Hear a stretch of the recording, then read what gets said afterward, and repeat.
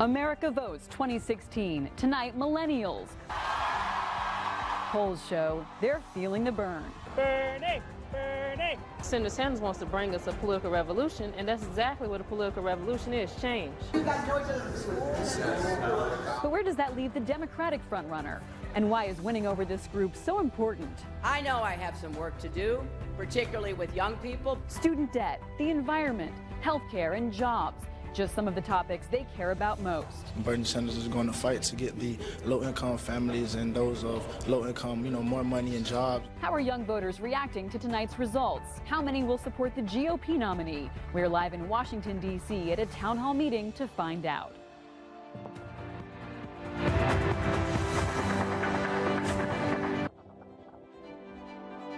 Millennials, voters who are 18 to 34 years old. Now, for some, the upcoming election will be their very first time voting, and they're already making an impact.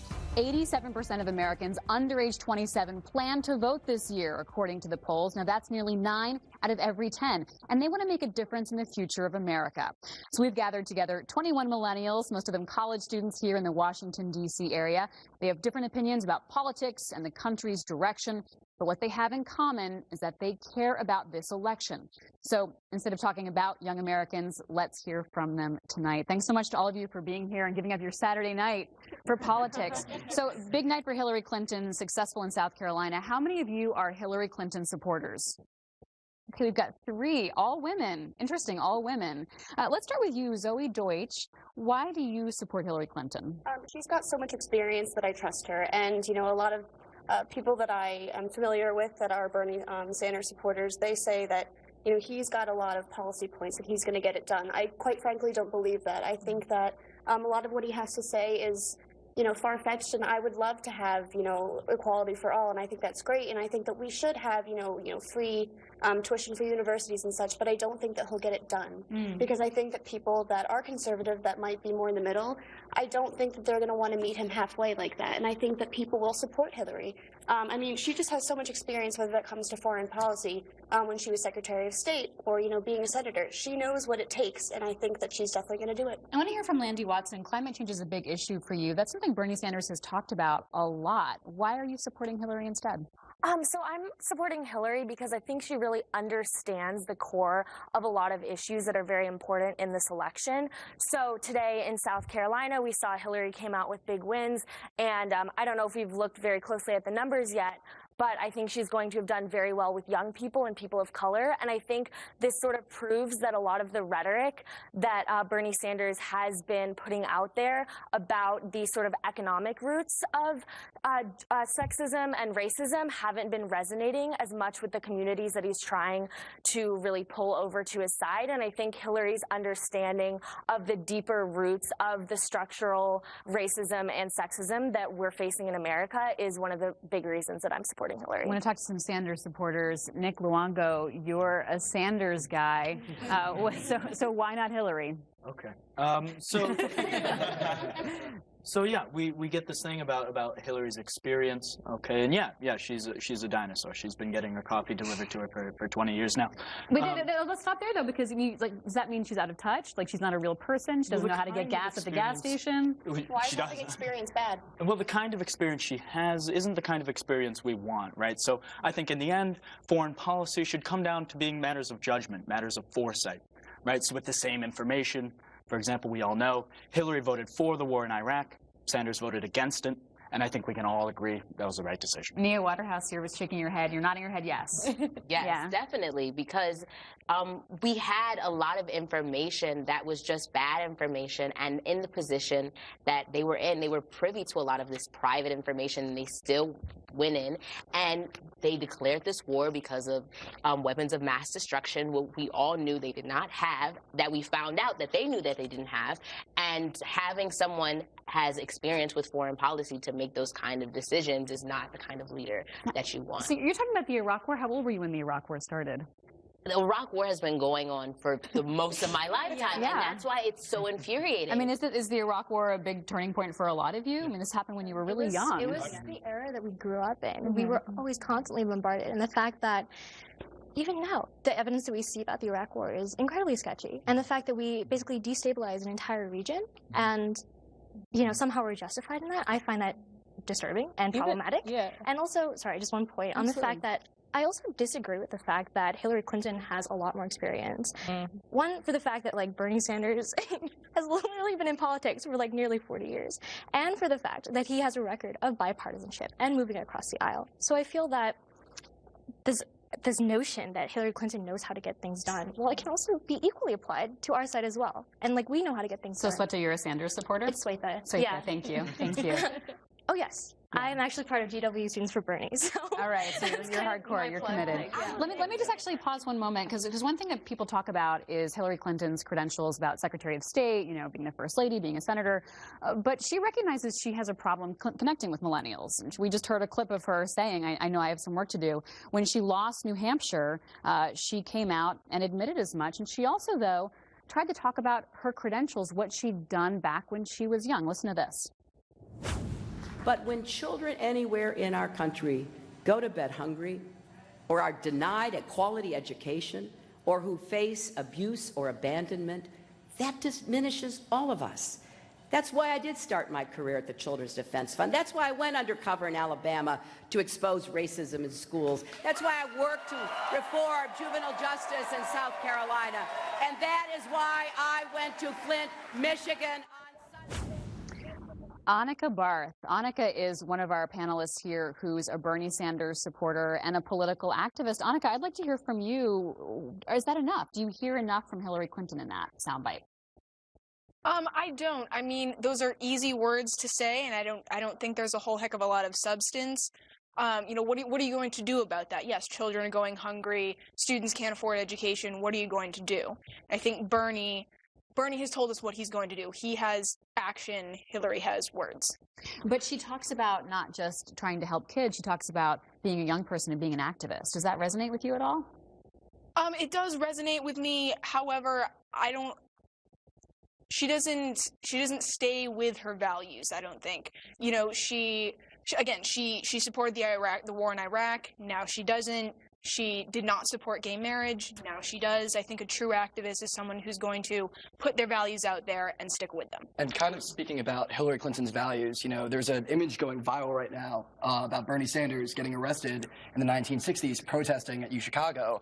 But during the 1960s, Hillary Clinton was a big supporter of Senator Barry Goldwater, who ran for president in 1964. And Barry Goldwater came out against the Civil Rights Act. So I think that when you want to talk about Hillary Clinton as a young person, she's really evolved over the course of her political career and stuff like that. And oftentimes, sorry. Go ahead. Well, oftentimes when I'm looking at Hillary Clinton's values, in a sense, it definitely shifts. It's almost like a trending topic in a sense, right? I feel like it definitely changes whenever the political wave changes to what's more favorable. And when it comes to black youth vote, if that is what she's looking for specifically, I feel like the way to tap into that resource is not by doing the whip and the nay-nay. It's about actually talking changing about your logo at hand and figuring out solutions that can actually be presentable in order for us to actually figure out what we need to do next. All right, we'll take a break right there. We'll be back in just a few moments with more. We're with 21 students from the Washington, D.C. area, hearing firsthand what millennials have on their minds this election season. Stay with us.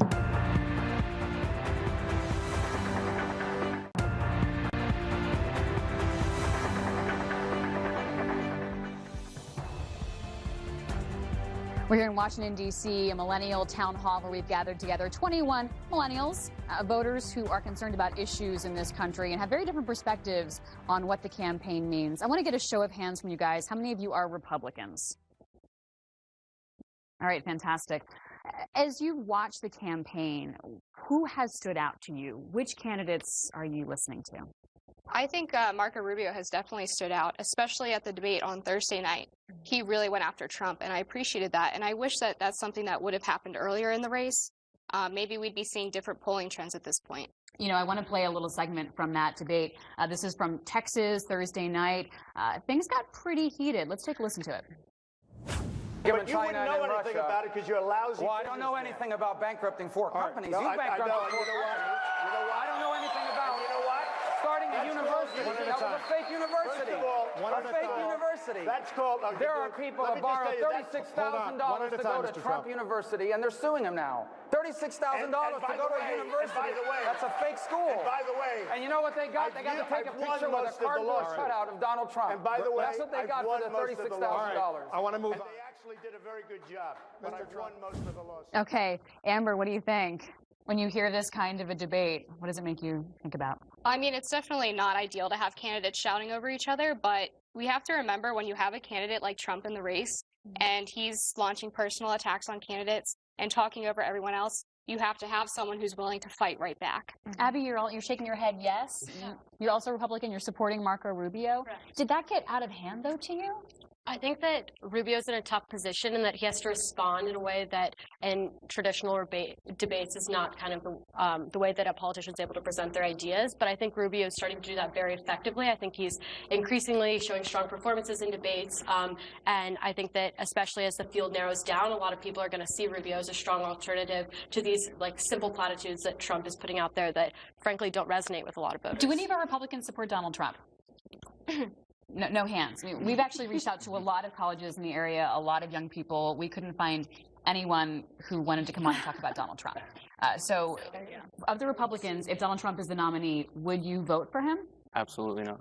No, why not? No, I will unregister from the Republican Party if Donald Trump becomes the nominee, because that is not the party that I signed up for, and he doesn't hold my beliefs and values. That is not conservatism. That is someone that just went on stage. And let's not forget that he was buddy-buddy with the Clintons up until in 2009. He's been to their wedding. He's funded them. He's funded a lot of Democrats. And if Hillary Clinton wasn't so strong in the Democratic side, we might be seeing Donald Trump running as a Democrat. He's playing a political game. His name's already out there, but he's just trying to increase his popularity. Now, he would say, I invited him to my wedding just because that's how we schmooze, and that's, that's the way Yeah, he's a deal maker, but guess what? It's not like that.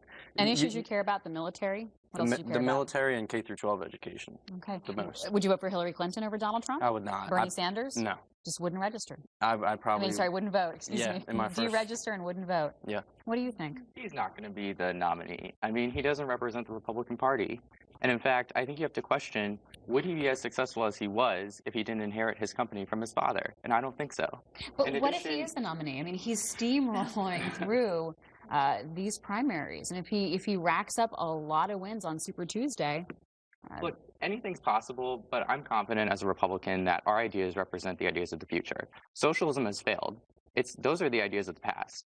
And I think that the new Republican ideas represent an America that can achieve much greater things than it is today. And I know that we're going to have a strong conservative that can do that. What do you guys talk? Will you talk to your friends about Donald Trump? Donald Trump is going to be the nominee. I agree. Can we just clarify what America we're actually speaking of? Because that's, I think, where we're kind of on a different side with the different parties.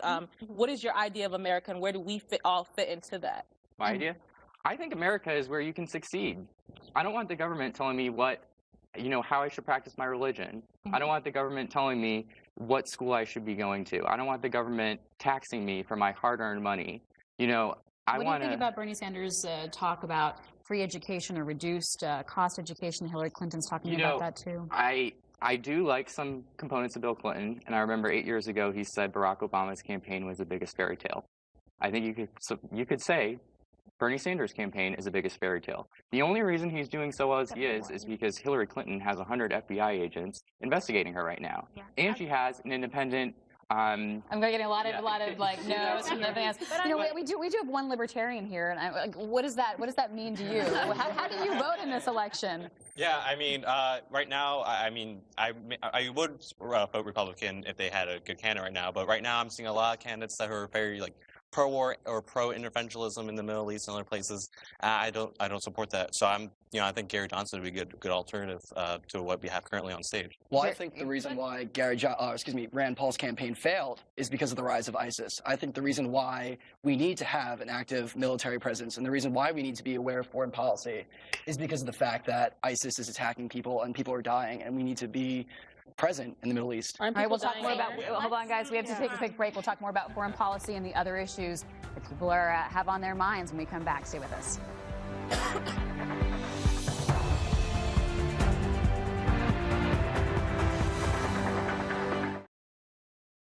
Good evening. We're talking to millennials about the election, and we've been talking about candidates, but let's dig into issues. Alexis, what are you most passionate about? What is going to influence your vote? I'm most passionate about education. It is the great equalizer, and this year I've been able to teach at Dunbar High School in D.C., and it hurts me to think that a lot of my students aren't going to have access to education because of the way the system is set up right now. Amani, what about you? What is driving your vote? I would say international affairs. And you're supporting Hillary Clinton? Yes. I'm a strong Clinton supporter, and I don't support Bernie Sanders because it's almost like a high school election. You have someone that says, okay, we're going to have prom free, this free, that free. It's great. You want it, but how is it possible? It's not.